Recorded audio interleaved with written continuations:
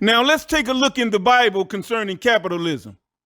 Some historians and economists state that the beginning of the economic system called capitalism traces back to the end of a political and economic system in medieval Europe based on hierarchy called feudalism. In reality, capitalism can be traced all of the way back to the Bible. And although the word capitalism did not exist, the economic system of capitalism can be seen clearly. Socialism can also be traced all of the way back to the Bible.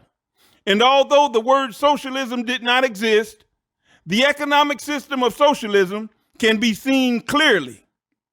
For information about socialism, our lecture, The Truth About Socialism, will enlighten you on this and other truth concerning socialism that people have attempted to deceive Americans about. First, let's cover some verses in the Old Testament concerning capitalism in the King James Version of the Bible.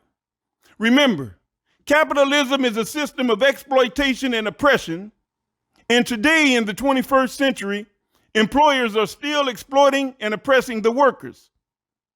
Under the law that was given by God to Moses for the Israelites, Leviticus chapter 19, verse 13 reads as follows: "Thou shalt not defraud thy neighbor, neither rob him.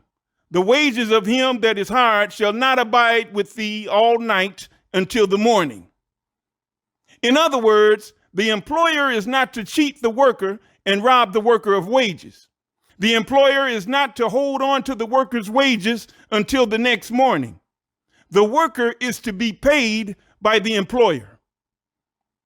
Deuteronomy chapter 24, verse 14 reads as follows: "Thou shalt not oppress an hired servant that is poor and needy, whether he be of thy brethren or of thy strangers that are in thy land within thy gates."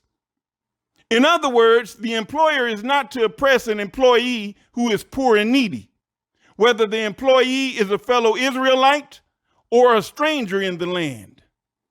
Deuteronomy chapter 24, verse 15 reads as follows: "At his day thou shalt give him his hire, neither shall the sun go down upon it, for he is poor and setteth his heart upon it, lest he cry against thee unto the Lord, and it be sin unto thee." In other words, the employer is to pay the employee on the same day, before the sun sets, because the employee is poor and in need of the money. The consequence of the employer not doing this will result in the employer committing a sin. Jeremiah chapter 22, verse 13 reads as follows: "Woe unto him that buildeth his house by unrighteousness, and his chambers by wrong, that useth his neighbor's service without wages, and giveth him not for his work." In other words, woe to the employer who receives labor from the employee and refuses to pay the employee. Malachi chapter 3, verse 5 reads as follows: "And I will come near to you to judgment, and I will be a swift witness against the sorcerers, and against the adulterers, and against false swearers, and against those that oppress the hireling in his wages, the widow and the fatherless, and that turn aside the stranger from his right, and fear not me, saith the Lord of hosts." In this verse concerning employers, in the part of the verse that states, "and against those that oppress the hireling in his wages," God is saying that he will draw near in judgment and be a swift witness against employers who oppress their employees in wages.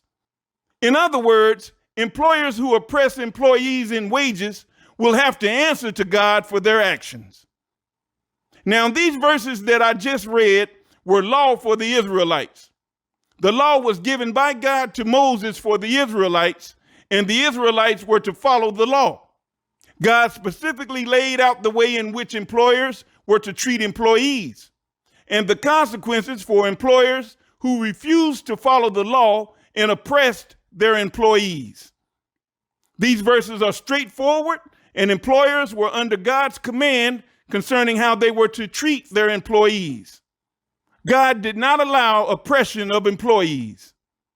Now, just as capitalism in the 21st century is a system of exploitation and oppression, where employers exploit and oppress workers, capitalism in the Old Testament was a system of exploitation and oppression, and was addressed by God in his law that was given to the Israelites through Moses.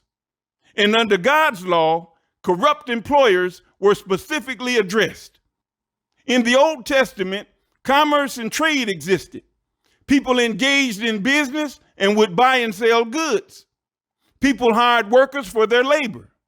Employer and employee relationships existed. Capitalism clearly existed, although the word capitalism did not exist. We'll stop here for today, and we'll pick it up in the next video.